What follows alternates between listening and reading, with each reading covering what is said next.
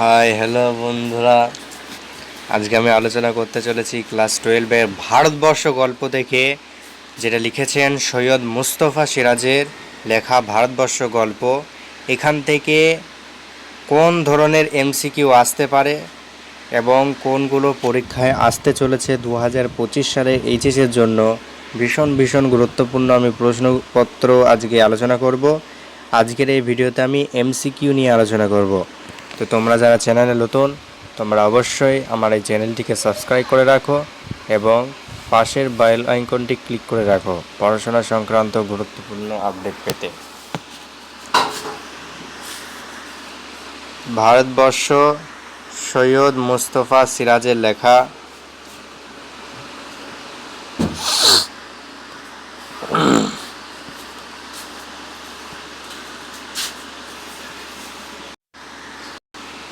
তো ভারতবর্ষ গল্প থেকে প্রথম এমসিকিউ হচ্ছে যে পিচের সড়ক বাগ নিয়েছে যেখানে, সেখানে গড়ে উঠেছে, সেখানে কি গড়ে উঠেছে? একটা ছোট্ট বাজার গড়ে উঠেছে। তারপর নেক্সট প্রশ্ন হচ্ছে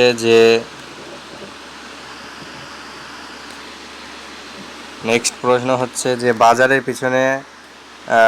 বাজারের পিছনে গ্রামটিতে যা নেই বলে লেখক জানিয়েছেন তা কি? বিদ্যুৎ নেই বলে লেখক জানিয়েছেন।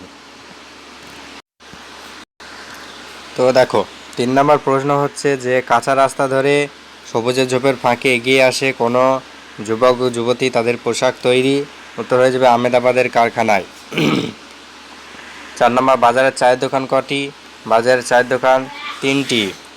বাজারে 5 নম্বর দাগের প্রশ্ন, বাজারের সন্দেশের দোকান ছিল 2টি। বাজারের পোশাকের দোকান হচ্ছে 3টি। বাজারে মনোহারি দোকান 1টি। বাজারে মুদিখানার দোকান ছিল 2টি। বাজারে মুদিখানার দোকান কটি? 2টি। বাজারে আড়ত কটি? 1টি। বাজারে হ্যাক্সিং মেশিন আছে 1টি। তারপর প্রশ্ন হচ্ছে বাজারে হ্যাক্সিং মেশিনের পিছনে আছে ইটভাটা। 12 নম্বর প্রশ্ন যে বলছে ছোট বাজারে কটি অবধি জমাটি ভাব থাকে? উত্তর হবে রাত 9টা। এখানে আমি কোনো ফালতু প্রশ্ন নিয়ে আলোচনা করছি না, এখানে ভীষণ ভীষণ গুরুত্বপূর্ণ নিয়ে আলোচনা করা হচ্ছে। তোমরা শেষ অবধি দেখতে থাকো, কেউ স্কিপ করবে না এবং ভিডিওটি ভালো লাগলে অবশ্যই লাইক করবে। তারপর প্রশ্ন হচ্ছে বাজার রাত 9টার পর কী রূপ হয়ে যায়? উত্তর হবে ফাঁকা হয়ে যায়। রাত 9টার পর বাজারে রাস্তার পিচের ওপর ঘোরাফেরা করে নিরিকুত্তার ছায়া। 15 নম্বর প্রশ্ন, বাঁকের মুখে আদিকালে বটগাছের পেঁচার ডাকও কী বলে মনে হয়? স্তব্ধতার অন্তর্গত বলে মনে হয়। তারপর 16 নম্বর প্রশ্ন যে সময়টা ছিল কিসের? শীতের। খুবই প্রশ্ন হয়, এই প্রশ্নটা আসে প্রায় টেস্ট পরীক্ষায় দেয়। যে সময়টা ছিল কিসের, এই প্রশ্নটা প্রায় টেস্ট পরীক্ষায় দেয়। তারপরে বাজারের উত্তর দিকে আছে বিশাল মাঠ। সেদিন আকাশে কিরূপ মেঘে ঢাকা ছিল? ধূসর মেঘ। এই প্রশ্নটাও টেস্ট পরীক্ষায় অনেক দেয়। তারপর 19 নম্বর প্রশ্ন যে রাঢ় বাংলা বলতে কি বোঝো? বা গঙ্গার পশ্চিম তীরবর্তী অঞ্চল। এটা অনেক টেক্সট পরীক্ষায় দেয় অনেক স্কুলে। তারপর প্রশ্ন রয়েছে যে কোথাকার শীত খুব জাঁকালো? রাঢ় বাংলা। এই প্রশ্নটাও অনেক টেক্সট পরীক্ষায় দেয় অনেক স্কুলে।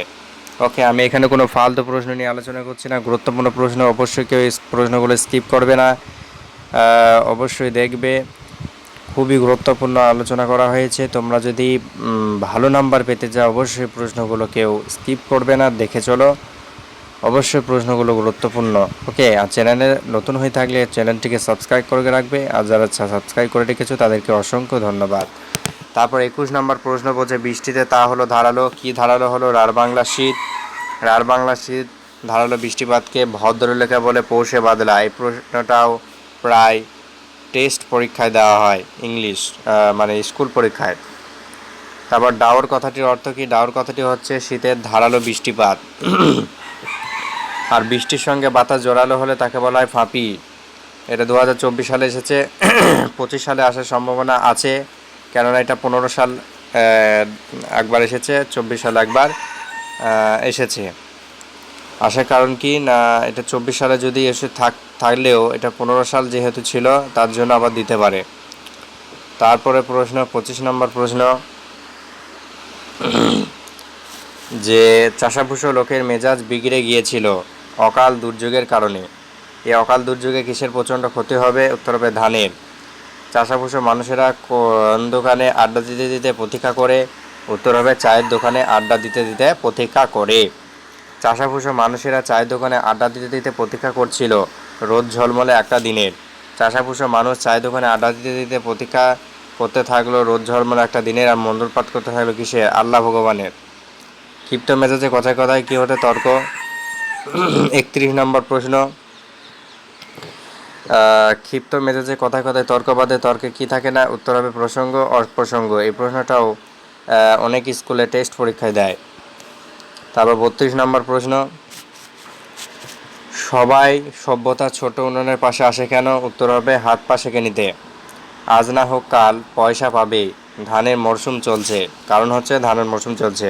34 নম্বর প্রশ্ন, সেই সময় এলো এক বুড়ি, চায়ের দোকানে আসা বুড়ির চেহারা ছিল রাক্ষসী। তারপর প্রশ্ন, বুড়ির মাথায় কেমন চুল ছিল? উত্তর হবে এক মাথা সাদা। থুত্তরে বিক্রি বুড়ির গায়ে জড়ানো ছিল কি? চিটচিটে তুলোর কম্বল। বুড়ির হাতে কি ছিল? বেটে লাঠি। খয়া খড়বুটে মুখে তার সুদীর্ঘ আয়ুর চিহ্ন প্রকট। উক্তিটি কার সম্পর্কে? না রাক্ষসী চেহারা বুড়ির সম্পর্কে। তারপর 39 নম্বর প্রশ্ন, তর্কের মধ্যে চায়ের দোকানে ঢুকে বুড়ি কী চেয়েছিল? চা চেয়েছিল। ও বুড়ি তুমি এলে কোত্থেকে? জবাবে বুড়ির উক্তি কী ছিল? সে কথায় তোমাদের কাজ কি বাছারা? এ বাদালায় তেজি টাট্টুর মতন বেরিয়ে পড়েছে। মন্তব্যের জবাবে বুড়ির উক্তি, তোমাদের কর্তা বাবু টাট্টুর। ও বুড়ি তুমি থাকো কোথায়? উত্তরে বুড়ি বলেছিল তোমাদের মাথায় থাকি। তারপর 43 নম্বর প্রশ্ন, যে চায়ের দোকানে দাম মিটিয়ে আবার রাস্তায় নামলো, চায়ের দোকানে দাম মেটানোর পয়সা বুড়ি কোত্থেকে জোগাড় করলো? উত্তর হবে কম্বলের ভেতর থেকে জোগাড় করলো বা বের করলো। 44 নম্বর প্রশ্ন, যে লোকেদের মরবে রে, নির্ঘাত মরবে বুড়িটা। মন্তব্যের জবাবে বুড়ির উক্তি কী ছিল? উত্তর হবে তোরা মর, তোদের শতগোষ্ঠী মরুক। বুড়ি ঘুরে কি করলো বা বলল? উত্তর হবে তোরা মর। বুড়ির চা দোকান থেকে কোথায় গিয়েছিল? উত্তর হবে বাঁকের মুখে বটতলায়। বটতলায় ফাঁকা বটগাছের শিকড়টার পিছনে গুঁড়িতে গায়ে কি আছে? না খোঁদল আছে। বুড়ির পরম নিশ্চিন্তে বটতলার অবস্থান সম্পর্কে লেখকের সংক্ষিপ্ত মন্তব্যটি হলো সে বিক্ষোভ আসেনি। বুড়ি বটতলায় না গিয়ে কোথায় গেলে ভালো করতো বলে লোকের ধারণা? উত্তর হবে বারোয়ারি তলায়। পৌষে বাদলা সম্পর্কে গ্রামে ডাকপুরুষের পুরনো বচন আছে। বচনটি হচ্ছে শনিতে 7 মঙ্গলে 5 বুধে 3। এই প্রশ্নটাও অনেক স্কুল টেস্ট পরীক্ষায় দেয়। এই প্রশ্নটা অবশ্যই ভালো করে দেখে রাখবে। তারপর হচ্ছে যে 51 নম্বর প্রশ্ন, না বলছে কোন বারে বাদলা লাগলে 7 দিন থাকবে? 2023 সালে এটা এসেছিল। উত্তর হবে শনিতে বাদলা লাগলে 7 দিন থাকবে। মঙ্গলে বাদলা লাগলে কদিন থাকবে বলে ডাকপুরুষের বচন আছে? উত্তর হবে 5 দিন। এই তো শনিতে 7, মঙ্গলে 5, বুধে 3। ডাকপুরুষের বচন অনুযায়ী বুধে বাদলা লাগলে কদিন থাকবে? উত্তর হয়ে যাবে 3 দিন। গল্পে যে বাদলার প্রসঙ্গ আছে তা কোন দিন লেগেছিল? উত্তর হবে মঙ্গলবারে। সবাই আবিষ্কার করলো বটগাছে বুড়ির অসার দেহ। অনেকটা বেলা হলেও সে নড়ছে না দেখে চাওয়ালা জগা বলেছিল নির্ঘাত মরে গেছে বুড়িটা। এই যে প্রশ্নটা, এটা আরেকবার ঘুরিয়ে দিতে পারে যে নির্ঘাত মরে গেছে বুড়িটা, কে বলেছিল? চাওয়ালা জগা। ওকে। তারপর 57 নম্বর প্রশ্ন, যে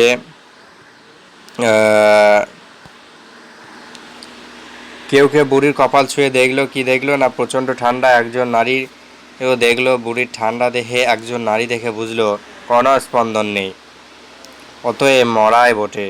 বুড়ি মরে গেছে অনুমান করে কাকে প্রথম খবর দেওয়া হয়েছিল? চৌকিদারকে খবর দেওয়া হয়েছিল। ফাঁপিতে এক ভিখিরি পটল তুলেছে, তার আবার থানা পুলিশ। কার উক্তি?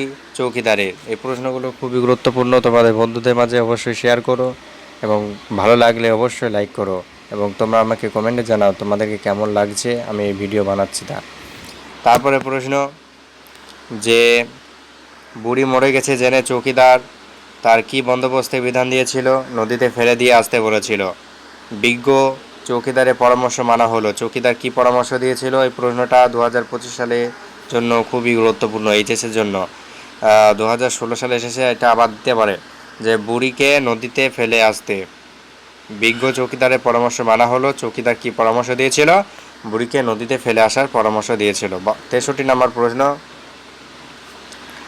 যে ভারতবর্ষ গল্পাংশে মাঠ পেরিয়ে নদীর দূরত্ব কত? 2 মাইল। এই প্রশ্নটাও দেয় প্রায় স্কুল টেক্সট পরীক্ষায়। বুড়ি মরে গেছে মনে করে তার দেহ কিসে করে নিয়ে যাওয়া হয়েছিল? মাছের চ্যাংদোলায়। তারপর প্রশ্ন, হঠাৎ বিকেলে এক অদ্ভুত দৃশ্য দেখা গেল। দৃশ্যটি হলো মুসলমান পাড়ার লোকেরা বুড়ির মৃতদেহ নিয়ে আসছে। নদীর চড়া থেকে বুড়ির মরাকে কারা তুলে এনেছিল? উত্তর হবে মুসলমান পাড়ার লোকেরা নদীর চড়া থেকে বুড়ির মরাকে তুলে এনেছিল। তারপর প্রশ্ন, বুড়ি মরা চ্যাংদোলায় বহনকালে মুসলমান কি পড়ছিল? আরবি মন্ত্র পড়ছিল। 68 নম্বর প্রশ্ন, যে বুড়িকে যারা নদীর চরে ফেলে দিয়ে এসেছিল তারা ছিল হিন্দু। ওই ফেলে দিয়ে এসেছিল তারা হিন্দু ছিল, আর যারা নিয়ে এসেছিল তারা মুসলমান ছিল। মরার আগে অনেকে বুড়িকে বিড়বিড় করে কি বলতে শুনেছিল? আল্লাহ বিসমিল্লাহ বলতে শুনেছিল। ফজরের নামাজ বলতে বোঝায় ভোরের নামাজ। ফজরের নামাজ ছেড়ে ফিরছিল কে? মোল্লা সাহেব ফিরছিল। গায়ের মোল্লা সাহেব বুড়ির মারা যাওয়ার সময় তাকে কি পড়তে শুনেছিল? কলমা পড়তে শুনেছিল। তারপর গায়ের মোল্লা সাহেব কি উদ্দেশ্যে শহরে যাচ্ছিলেন? ওনার মামলার দিন ছিল বলে। তাই কবর দেওয়ার ব্যবস্থা করলাম। বুড়িকে কবর দেওয়ার প্রধান উদ্যোগ কে নিয়েছিলেন? না, গায়ের মোল্লা সাহেব নিয়েছিলেন। 75 নম্বর প্রশ্ন, আমিও তো মোল্লার সঙ্গে একই বাসে আজ শহরে গিয়েছিলাম। কে গিয়েছিলেন? উত্তর হবে ভট্টাচার্য মশাই গিয়েছিলেন। গুরুত্বপূর্ণ প্রশ্ন এটা। তারপর বুড়িকে হরিবোল বলতে স্পষ্ট শুনেছেন ওকরি নাপিত। 77 নম্বর প্রশ্ন, ফজলু শেখ আমি সকর্ণে শুনেছি। ফজলু শেখ সকর্ণে বুড়িকে কি বলতে শুনেছিল? লা ইলাহা ইল্লাল্লাহ। এক সময় দাগি ডাকাত ছিল কে? নিবারণ বাগদি। ফজলু শেখের বক্তব্য শুনে নিবারণ বাগদি চেঁচিয়ে কি বলেছিল? মিথ্যে। করিম ফরাজি এখন খুব নামাজ পড়ে। করিম ফরাজি কেমন মানুষ? উত্তর হবে বান্দা মানুষ। 81 নম্বর প্রশ্ন, যে করিম ফরাজি একদা ছিলেন? উত্তর হয়ে যাবে পেশাদার লাঠিয়াল। তারপর করিম ফরাজি নিবারণের চেঁচানি বরদাস্ত না করে কি বলেছিল? উত্তর হবে খবরদার বলেছিল। বুড়ির দেহের দখল নিতে হিন্দু মুসলমান জনতা কি বস্তু হাতে তুলে নিয়েছিল? উত্তর হয়ে যাবে মারাত্মক অস্ত্রশস্ত্র। ভারতবর্ষ গল্পে জিহাদ ঘোষণা করেছিল মোল্লা সাহেব।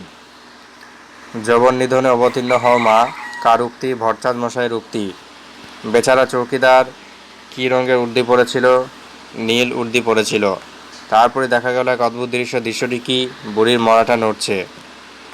88 নম্বর প্রশ্ন, যে বুড়িমা তুমি মরনি একথা বলেছিল চৌকিদার। মর তুই মর, তোর শতগোষ্ঠী মরো, কার উদ্দেশ্যে এই উক্তি? উত্তর হয়ে যাবে চৌকিদারের। তারপর হিন্দু মুসলমানের জনতার উদ্দেশ্যে বুড়ির প্রাথমিক সম্বোধন কি? উত্তর হবে মিনসেরা। নরক্ষ করা ওরে শকুন চোখরা, আমি কি তা দেখতে পাচ্ছিস নে, এ কথাটি বলেছিল ওই যে বুড়ি, রাক্ষসী বুড়ি। গল্পে সৈয়দ মুস্তফা সিরাজের রচিত যে বুড়ি ক্যারেক্টার তিনি বলেছিলেন। চোখ গেলে দেব বাক্যটি এরপর কোন কথা বলেছিল? যাযাপালা। চোখ গেলে দেব বলে মৃত পথযাত্রী বুড়ি কি করলো? নড়বড় করে রাস্তা ধরে চলতে থাকলো। ভিড় সরে তাকে পথ দিল। তাকে বলতে এখানে থুতথুরে বুড়িকে বোঝানো হয়েছে। এই ছিল এমসিকিউ প্রশ্ন উত্তর। এবার চলে আসছি এসএকিউ বা সংক্ষিপ্ত উত্তর ভিত্তিক প্রশ্ন উত্তর, কম বেশি 20টি শব্দে। তোমরা পরপর দেখতে থাকো, খুবই গুরুত্বপূর্ণ প্রশ্ন, কেউ স্কিপ করবে না। ভীষণ গুরুত্বপূর্ণ প্রশ্ন এখানে আলোচনা করা হচ্ছে। শুধু তোমরা শোনো, যদি লিখতেও যদি না পারো তোমরা শুধু শুনলেই কাজে দেবে। তো দেখতে থাকো। প্রথম প্রশ্ন বলছে 1 দাগে, যে পিচের সড়ক বাঁক নিয়েছে যেখানে বাঁক নিয়েছে সেখানে কি গড়ে উঠেছে? উত্তর লেখা রয়েছে যে পিচের সড়ক যেখানে বাঁক নিয়েছে সেখানে একটা ছোট্ট বাজার গড়ে উঠেছে। প্রায় স্কুলেই প্রশ্নটা দেবে টেস্ট পরীক্ষায়। সেখানে গড়ে উঠেছে একটা ছোট্ট বাজার। বাজারটির পিছনে কি রয়েছে? না, ছোট্ট বাজারটির পিছনে রয়েছে ঘন বাঁশবনে ঢাকা বিদ্যুৎহীন এক গ্রাম। কখন বিমর্ষ সভ্যতার মুখ চোখে পড়ে? উত্তর হয়ে যাবে যখন কাঁচা রাস্তা ধরে সবুজ ঝোপের ফাঁকে এগিয়ে আসে আহমেদাবাদের কারখানার তৈরি পোশাক পরিহিত কোনো যুবক বা যুবতী, তখনই বিমর্ষ সভ্যতার মুখ চোখে ধরা পড়ে। যখন কিনা কাঁচা রাস্তা ধরে সবুজ ঝোপের ফাঁকে এগিয়ে আসে কোনো যুবক বা যুবতী, পরনে যা পোশাক, যুবক যুবতী পরনে পোশাক কোন কারখানায় তৈরি? উত্তর হবে যুবক যুবতী পরনে পোশাক আহমেদাবাদের কারখানায় তৈরি। সেইখানে গড়ে উঠেছে একটা ছোট্ট বাজার। বাজারে কি কি জিনিসের দরকার বা কি কি জিনিসের দোকান আছে? উত্তর হয়ে যাবে বাজারে তিনটে চায়ের দোকান, এছাড়াও আছে দুটি সন্দেশের, তিনটে পোশাকের, একটা মনোহারি ও দুটো মুদিখানার দোকান। বাজারের দোকান ছাড়া আর কি ছিল? বাজারে দোকান ছাড়া একটি আড়ত ও একটি হ্যাক্সিং মেশিন ছিল। বাজারে হ্যাক্সিং মেশিনের পিছনে কি ছিল? উত্তর হয়ে যাবে বাজারে হ্যাক্সিং মেশিনের পিছনে ছিল ইটভাটা। তারপর বাজারে কত রাত পর্যন্ত জমজমাট থাকে? উত্তর হয়ে যাবে বাজারে রাত 9টা পর্যন্ত জমজমাট থাকে, তারপর সব ফাঁকা।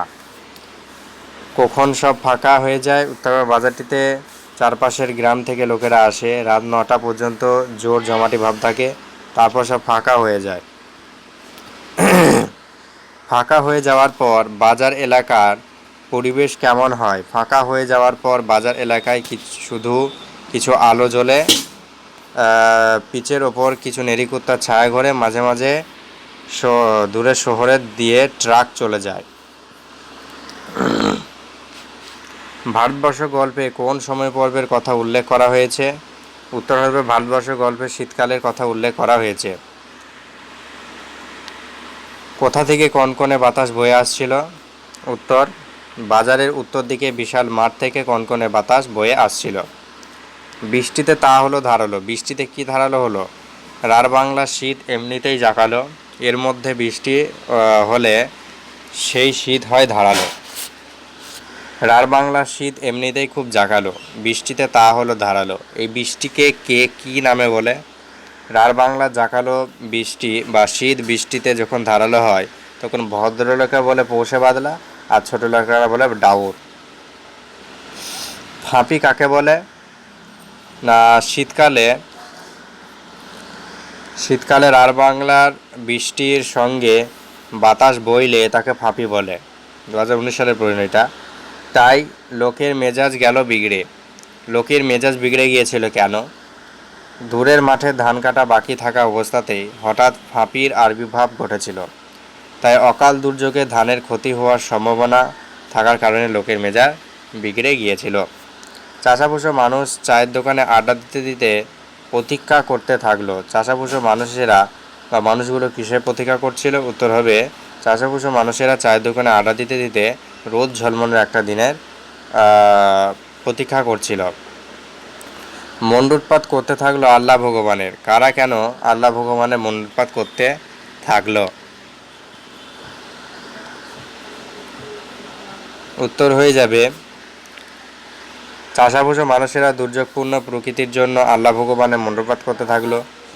তারপর শেষ অবধি ক্ষিপ্ত কোনো যুবক চাষি চেঁচিয়ে বলে দিল যে যুবক চাষি চেঁচিয়ে কি বলেছিল? উত্তর হবে কোনো ক্ষিপ্ত যুবক চাষি চেঁচিয়ে বলেছিল মাথার ওপর কোনো শালা নেই রে, কেউ নাই। ক্ষিপ্ত মেজাজে কথায় কথায় তর্ক বাঁধার কারণ কি? চায়ের দোকানে আড্ডার সময়ে কোনো বিষয় বা প্রসঙ্গ না থাকায় তর্ক বাঁধে। চায়ের দোকানে তর্ক কোন পর্যায়ে যেত? চায়ের দোকানে তর্ক একসময় মারামারির পর্যায়ে যেত। সেই দুরন্ত শীতের অকাল দুর্যোগে গ্রামের ঘরে বসে কারো সময় কাটে না। সময় কাটানোর জন্য মানুষ কি করে? উত্তর হবে এটা উত্তর যে দুরন্ত শীতের অকাল দুর্যোগে গ্রামের মানুষ সময় কাটানোর জন্য সভ্যতার ছোট উনুনের পাশে হাত পা সেঁকে নিতে চলে আসে। তারপর প্রশ্ন, লেখকের মতে সভ্যতার ছোট্ট উনুনটি কি? উত্তর, লেখকের মতে সভ্যতার ছোট্ট উনুনটি হলো চায়ের দোকান উনুন। তারপর প্রশ্ন 24 নম্বর প্রশ্ন, খুবই গুরুত্বপূর্ণ প্রশ্ন আলোচনা করা হচ্ছে। অবশ্যই এই প্রশ্নগুলো তোমরা ভালো করে শোনো, পারলে নোট করো, আর না পারলে লেখার দরকার নেই, বারবার শোনো। এইটুকু যা সুখ, কোন সুখের কথা বলা হয়েছে? প্রচণ্ড শীতের অকাল বর্ষণ হলে গ্রামের লোকেরা চায়ের দোকানে এসে একটু হাত পা সেঁকে যে সুখ পায় তারই কথা বলা হয়েছে। খুবই গুরুত্বপূর্ণ প্রশ্ন এখানে আলোচনা করা হয়েছে, অবশ্যই স্কিপ করবে না। তোমরা ভালো করে প্রশ্ন এবং উত্তরগুলো শোনো, আমি তো উত্তর তোমাদেরকে বলে দিচ্ছি, তো কেউ স্কিপ করবে না। খুবই গুরুত্বপূর্ণ প্রশ্ন। দুর্দান্ত রেজাল্ট পেতে, এইচএসে 2025 সালে ভালো নাম্বার পেতে আমাদের এই চ্যানেলটিকে অবশ্যই সাবস্ক্রাইব করে রাখো এবং মন দিয়ে ক্লাস করো। ওকে, তোমাদের মনোযোগ যদি ক্লাসে না থাকে তাহলে তোমরা কোনো সময় যতই চেষ্টা করো তোমরা পারবে না। তো মন দিয়ে ক্লাস করো, আমি যে প্রশ্নগুলো উত্তর বলছি ভালো করে শোনো, এই শোনাটাই তোমাদের কাজে দেবে। তো চলে যাওয়া যাক, নেক্সট প্রশ্ন বলছে, অলস দিন কাটানোর একঘেয়েমি দূর করতেই নানান কথা আসে, নানান কথার বিষয়গুলি কি তা লেখো। উত্তর বলে দেওয়া হয়েছে যে গ্রামের লোকের আড্ডার পরিসরে নানান কথার মধ্যে বোম্বাইয়ের অভিনেতা অভিনেত্রী, গায়ক, ইন্দিরা গান্ধী, মুখ্যমন্ত্রী, এমএলএ কথা বা সরাবাউরির প্রসঙ্গ এসে পড়ে। বলছে তারই ধারে অঙ্ক বেড়ে গেল, তাই ধারের অঙ্ক বেড়ে গেল। ধারের অঙ্ক বেড়ে চলার কারণ কি? না, উত্তর হবে লোকজনের জোর কথা কাটাকাটির মাঝে চাওয়ালা জগার বিক্রি বাটা ক্রমশ বাড়তে থাকে। যেহেতু ধানের মরশুম, তাই আজ না কাল হোক পয়সা পাবেই, সেই কারণেই ধারের অঙ্ক বেড়ে চলে। বলছে সেই সময় এলো এক বুড়ি। বুড়ির অবয়ব কেমন ছিল? না, চরম প্রাকৃতিক দুর্যোগে চা দোকানে চা খেতে আসা বুড়িটি ছিল কুঁজো এবং থুত্তুরে। তার রাক্ষসী চেহারা ছিল, এক মাথা সাদা চুল। নেক্সট প্রশ্ন, যে থুত্থরে বুড়ো কুঁজো বুড়ো বা ভিকিরি বুড়ির পোশাক আশাক কেমন ছিল? না, চা দোকানে আসা থুত্থরে বুড়ির পরনে ছিল একটা ছেঁড়া নোংরা কাপড়, গায়ে জড়ানো ছিল একটা চিটচিটে তুলো কম্বল এবং তার এক হাতে ছিল মেটে লাঠি। বুড়ির মুখটা কেমন ছিল? খুবই গুরুত্বপূর্ণ প্রশ্ন, বুড়ির মুখটা কেমন ছিল?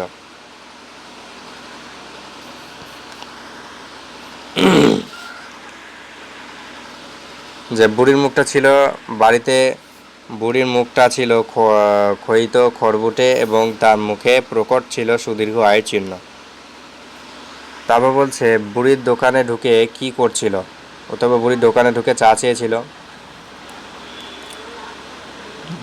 সেটাই সবাইকে অবাক করেছিল। সবাই অবাক হয়েছিল কেন? দুর্যোগের মধ্যে বুড়ি কিভাবে বেঁচে আছে এবং হেঁটে দোকানে এসেছে, তা ভেবেই দোকানে সবাই অবাক হয়েছিল। বুড়ি চা খেয়ে কী করলো? বুড়ি আরাম করে চা খাওয়ার পর সবার মুখের দিকে তাকালো, কিন্তু মুখে কিছুই বলল না। ও বুড়ি, তুমি এলে কোত্থেকে? প্রশ্নের উত্তরে বুড়ি কি বলেছিল? চা দোকানের জনৈক এক ব্যক্তি উদ্ধৃত প্রশ্নের উত্তরে বুড়ি গজগজ করে জবাব দিয়েছিল, সে কথাই তোমাদের কাজ কি বাছারা?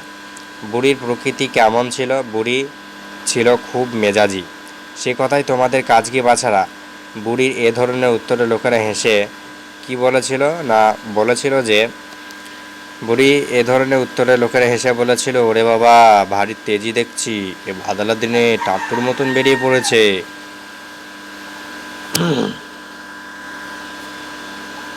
ভারী তেজি দেখছি। কে কাকে একথা বলেছে? ও তো চরম প্রাকৃতিক বিপর্যয়ে চা দোকানে আসা ভিখিরি বুড়িটির উদ্দেশ্যে চায়ের দোকানে লোকেরা একথা বলেছে। বুড়ি খেপে গেল। কোন কথা শুনে বুড়ি খেপে গিয়েছিল? 2023 সালে এসেছে, এটা 25 সালে গুরুত্বপূর্ণ আছে। যে চায়ের দোকানে লোকেরা চেঁচিয়ে বুড়ির উদ্দেশ্যে বলেছিল যে এই বাদালা তেজি টাট্টুর মতন বেরিয়ে পড়েছে, এ কথা শুনে বুড়ি খেপে গিয়েছিল। তোমাদের কর্তাবাবু টাট্টুর, খবরদার অকথা কুকথা বলো না। কোন কথার প্রেক্ষিতে এই কথা? চায়ের দোকানে লোকেরা যখন চেঁচিয়ে বুড়ির উদ্দেশ্যে ঠাট্টা করে বলেছিল এই বাদলা তেজি টাট্টুর মতন বেরিয়ে পড়েছে, তখন বুড়ি রেগে গিয়ে উক্ত কথাটি বলেছিল। একজন ঠান্ডায় মাথায় বলল, কি বলেছিল? জনৈক ব্যক্তি ঠান্ডা মাথায় বুড়িকে জিজ্ঞাসা করেছিল যে সে কোথায় থাকে। বুড়ি বলছে, ভিখিরি পয়সা কোথায় রেখেছিল? বুড়ি ভিখিরি তার কম্বলের ভেতরে একটা ন্যাংরায় পয়সা বেঁধে রেখেছিল। বুড়ি দোকান থেকে রাস্তায় নামলে দোকানের লোকেরা কি বলেছিল? না, বলেছিল যে দুর্যোগের দিনে বুড়ি দোকান থেকে রাস্তায় নামলে দোকানের লোকেরা চেঁচিয়ে বলেছিল সে এবার নিশ্চিতভাবে মারা যাবে। বলছে, তোরা মর, তোদের শতগোষ্ঠী মরুক। এই জবাবের পূর্বে লোকের মন্তব্য কী ছিল? না, বুড়ির এই জবাবের পূর্বে চায়ের দোকানে লোকেরা চেঁচিয়ে উঠে বুড়ির উদ্দেশ্যে বলেছিল, মরবে রে, নির্ঘাত মরবে বুড়িটা। 43 নম্বর প্রশ্ন,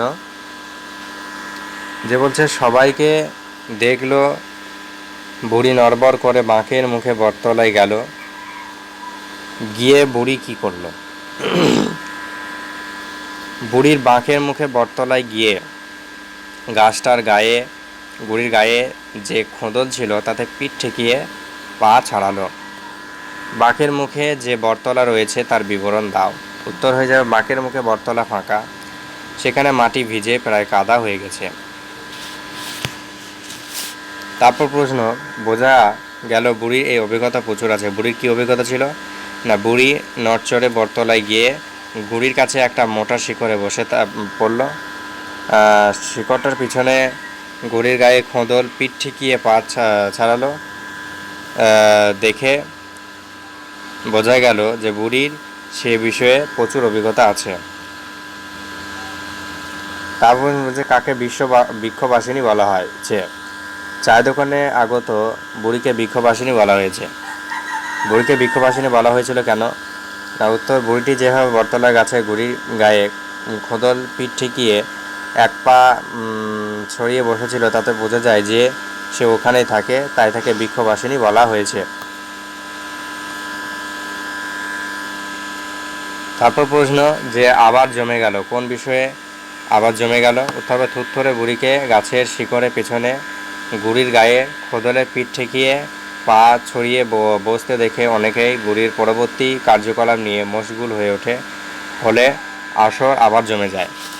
পৌষে বাদলা সম্পর্কে গ্রামের ডাকপুরুষের পুরনো বচনে কি বলা আছে? খুবই গুরুত্বপূর্ণ প্রশ্ন, 2016 সালে এসেছে। পৌষে বাদলা সম্পর্কে গ্রামের ডাকপুরুষের পুরনো বচন ছিল, শনিতে 7, মঙ্গলে 5, বুধে 3, বাকি সব 3 দিন। শনিতে 7, মঙ্গলে 5, বুধে 3 দিন, হ্যাঁ, বাকি সব 3 দিন। পৌষে বাদলা সম্পর্কে পরিচিত গ্রামের ডাকপুরুষের পুরনো বচনটি ব্যাখ্যা করো। পরিতাংশটি উল্লেখিত পৌষে বাদলা সম্পর্কে পরিচিত গ্রামের ডাকপুরুষের পুরনো বচনটি অর্থ হলো যে শনিতে বৃষ্টি শুরু হলে 7 দিন থাকবে, মঙ্গলে 5 দিন ও বুধে 3 দিন। অন্যদিকে বৃষ্টি শুরু হলে তা 1 দিনের ব্যাপার। একেবারে বাদলা লেগেছিল কী বারে? না, একবারে বাদলা লেগেছিল মঙ্গলবারে। দুর্যোগ কাটলে বুড়িকে কোথায় দেখা গিয়েছিল? উত্তর হয়ে যাবে যে দুর্যোগ কাটার পর বুড়িকে বটতলার গুড়ির খোদলে পিঠ রেখে চিত হয়ে নিশার অবস্থায় পড়ে থাকতে দেখা গিয়েছিল। আর সবাই আবিষ্কার করলো। সবাই কি আবিষ্কার করলো? না, পৌষে বাদলায় যেদিন ছাড়লো সেদিন সবাই বটতলায় গিয়ে আবিষ্কার করলো যে বটতলায় সে গুড়ির খোদলে পিঠ রেখে বুড়ি চিত হয়ে নিশারভাবে পড়ে আছে।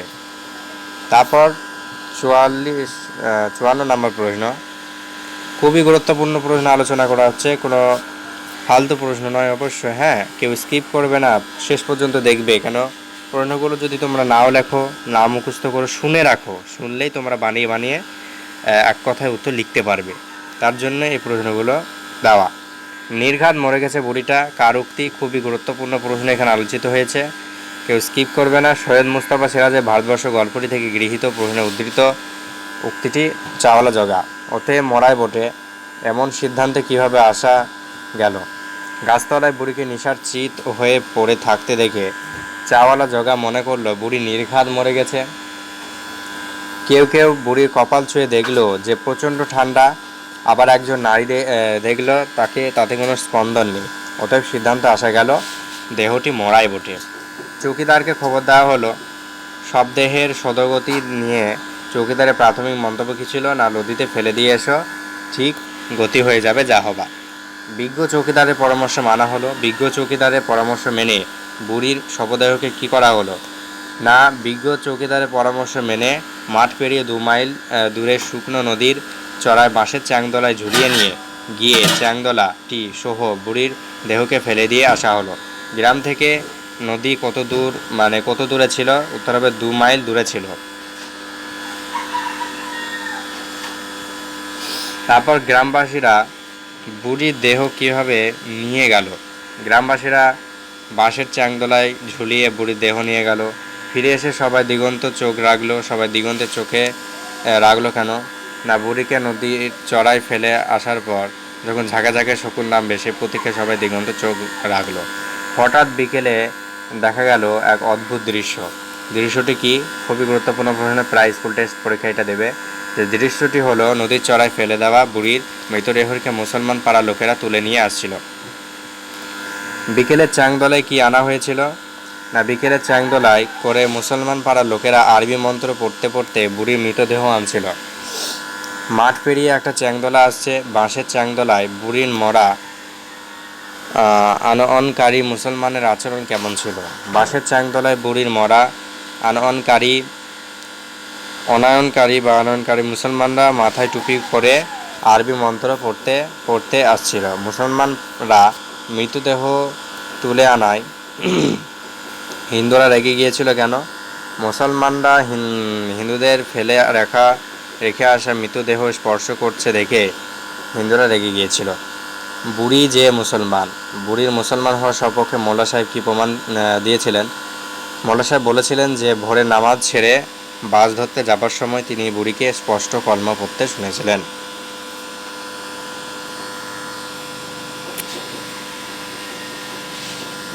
প্রমাণ অনেক। বুড়ি যে মুসলমান তার প্রমাণস্বরূপ কি বলা হয়েছে না, উত্তর যে অনেকে বুড়িকে শুনেছে বিড়বিড় করে আল্লাহ বা বিসমিল্লাহ বলতে। তাছাড়া গায়ের মোল্লা সাহেব অকাট্য শপথ করে বলেন যে সেদিন ফজরের নামাজ ছেড়ে তিনি যখন বাস ধরতে আসছিলেন তখনই বুড়ি মারা যায় এবং তিনি স্পষ্ট তাকে কলমা পড়তে শুনেছেন।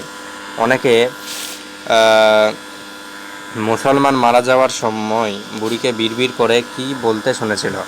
আল্লাহ বিসমিল্লাহ বলতে শুনেছিল। কে বুড়িকে স্পষ্ট কলমা পড়তে শুনেছিল? গায়ের মোল্লা সাহেব। গায়ের মোল্লা সাহেব কোথায় যাওয়ার জন্য বেরিয়েছিল? উত্তর মামলার দিন ছিল বলে শহরে যাওয়ার জন্য বেরিয়েছিলেন। বুড়িকে কবর দেওয়ার ব্যবস্থা কে করেছিল? গ্রামের মোল্লা সাহেব বুড়িকে কবর দেওয়ার ব্যবস্থা করেছিল। উঁকি মেরে সব দেখে শুনে বললেন। কে কি বললেন না, গ্রামের ভরচাঁদ মশাই উঁকি মেরে সব দেখে শুনে বললেন যে তিনি বুড়িকে স্পষ্ট শ্রীহরি শ্রীহরি শ্রীহরি বলতে শুনেছেন। তার সপক্ষে প্রমাণ অনেক জুড়ে গেল। কোন বিষয়ে সপক্ষে অনেক প্রমাণ জুড়ে গেল? গায়ের ভরচাঁদ মশাই বাস থেকে নামার সময় স্পষ্ট শুনেছিলেন যে বুড়ি শ্রীহরি শ্রীহরি বলছে, অর্থাৎ বুড়ি হিন্দু। আর এই বিষয়ে তাকে সমর্থন জানালো নকরি নাপিত। সেও বুড়িকে আপন মনে হরিবল হরিবল বলতে শুনেছে, ফলে বুড়ি যে হিন্দু সে বিষয়ে সপক্ষে অনেক প্রমাণ জুড়ে গেল। নকরি নাপিত দিব্যি করে বলল। নকরি নাপিত দিব্যি করে কি বলেছিল না, নকরি নাপিত দিব্যি করে আপন মনে হরিবল হরিবল বলতে শুনেছেন, এ কথাই তিনি দিব্যি করে বলেছিলেন। কে গতকাল কামাবে বলে বটতলা এসেছিল? নকরি নাপিত গতকাল কামাবে বলে বটতলা এসেছিল। ফজলুর শেখ বলল। ফজলুর শেখ কী বলেছিল? ফজলুর শেখ বলেছিলেন তিনি সকর্ণে বুড়িকে লা ইলাহা ইল্লাল্লাহ বলতে শুনেছেন।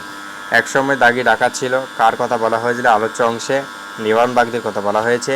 করিম ফরাজির পরিচয় কি? করিম ফরাজি একসময় পেশাদার লাঠিয়ার, সে এখন বান্দা মানুষ এবং নামাজ পড়ে। বচসা বেড়ে গেল। বচসার কারণ কি? মৃতকল্প বুড়ির মৃতদেহ হিন্দু না মুসলমান, এই দাবি নিয়ে হিন্দু মুসলমানের মধ্যে বচসা বেড়ে গেল। তর্কাতর্কি উত্তেজনা হল্লা চলতে থাকলো। তর্কাতর্কি উত্তেজনা হল্লা চলার মধ্যে কী দেখা গেল? তর্কাতর্কি উত্তেজনা হল্লা চলার মধ্যে দেখা গেল বুড়িতে মৃতদেহ নিয়ে হিন্দু মুসলমানের চাংজলাই শুরু হয়ে গেছে।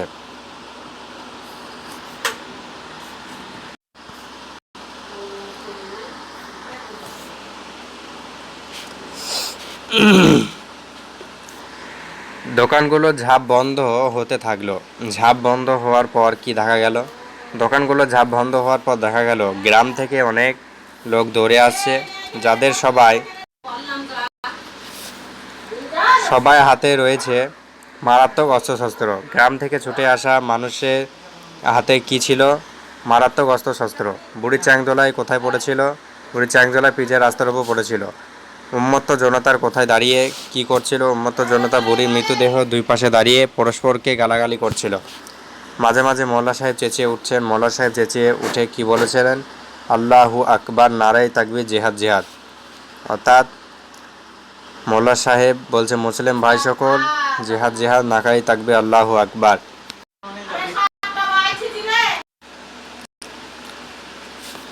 উন্মত্ত জনতার মাঝে ভট্টাচার্য মশাই কি বলেছিলেন? উন্মত্ত জনতার মাঝে ভট্টাচার্য মশাই গর্জন করে বলেছিলেন, জয় মা কালী, যবন নিধনে অবতীর্ণ হমা, জয় মা কালী কি জয়। জনতাকে সামাল দিতে আইনরক্ষক হিসেবে কে ছিলেন? জনতার সামাল দিতে আইনরক্ষক হিসেবে ছিলেন নীল উর্দি পরা চৌকিদার।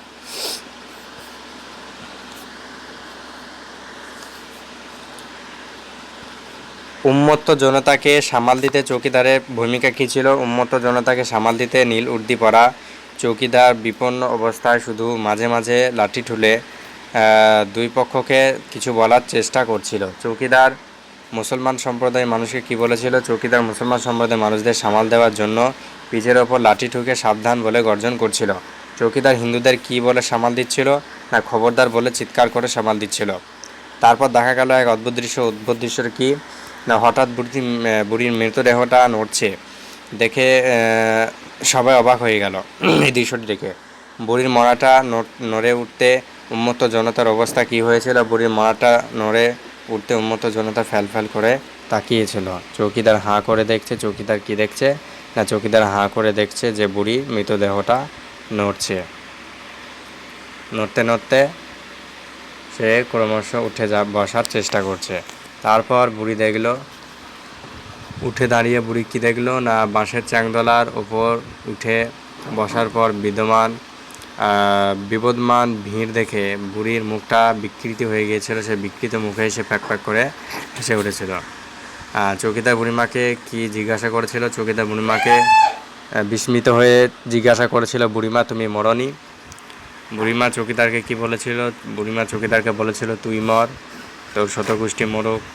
বুড়ি তুমি হিন্দুরা মুসলমানের উত্তরে বুড়ি কি বলেছিল? উপরোক্ত প্রশ্নটির উত্তরে বুড়ি বলেছিল যে চোখের মাথা খেয়েছি মিনসেরা দেখতে পাচ্ছিস নে, ওরে নরক্ষ করা, ওরে শকুঞ্চ করা, আমি কি তা দেখতে পাচ্ছিস নে, চোখ গেলে দেবো যাযাপালা। শেষ পর্যন্ত বুড়ি কি করছিল?